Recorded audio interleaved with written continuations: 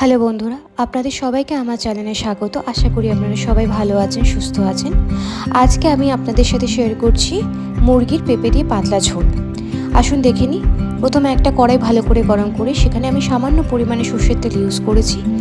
তেল গরম হয়ে গেলে সেখানে আমি এক এক করে দারচিনি, আমি এখানে 6 থেকে 7টা এলাচ এবং একটা তেজপাতা ইউজ করেছি। সেটাকে হালকা ভেজে আমি একটা আর অর্ধেক পেঁয়াজ ইউজ করেছি মিডিয়াম সাইজের।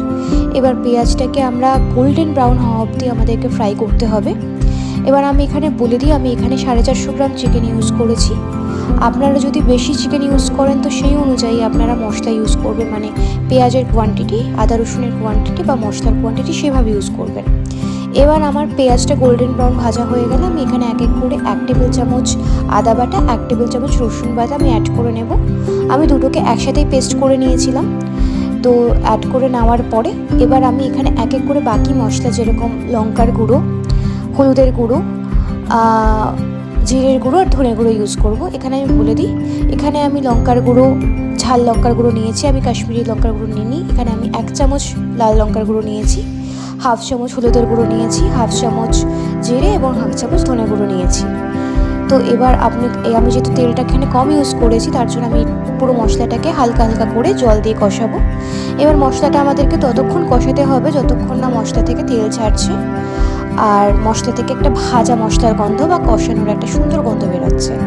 আমি আপনাদেরকে বলে রাখি, এই মশলাটা কষাতে আমার 10 থেকে 12 মিনিট সময় লেগেছে। এবার মশলাটা ভালো করে কষিয়ে নেওয়ার পর আমি এক এক করে চিকেন দিয়ে দেবো। আমি 450 গ্রাম চিকেন রেখে দিয়েছিলাম। আমি কোনোভাবে ম্যারিনেট করিনি, আমি র চিকেনটাই পুরো মশলার মধ্যে দিয়ে দিয়েছি। আর সাথে অ্যাড করেছি আমি লবণটা অ্যাড করে প্রথমে আমি 5 থেকে 7 মিনিট পুরো মশলার সাথে ভালো করে চিকেনটা কষিয়ে নিয়েছিলাম। তারপরেই কিন্তু আমি বা কাঁচা পেঁপে আমি দিয়ে দিয়েছিলাম। সেটার সাথে আমি ভালো করে চিকেনের সাথে আরেকবার 2 থেকে 3 মিনিট কষিয়ে এবার আমি ঢাকনা দিয়ে বারবার করে ওটাকে কষাচ্ছিলাম, যাতে যেই চিকেনের জলটা বেরাচ্ছে আপনি দেখতে পারবেন যতবার আমি ঢাকনা ইউজ করছি, মানে ঢাকনা দিয়ে ঢেকে দিচ্ছি, ততবার চিকেনের জলটা বেরাচ্ছে।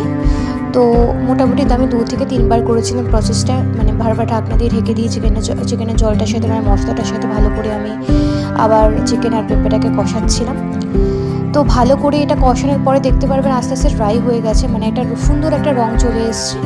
এই রংটা আসার পরে আমি এখানে মোটামুটি 2 থেকে 3 কাপ জল দিয়ে দেবো।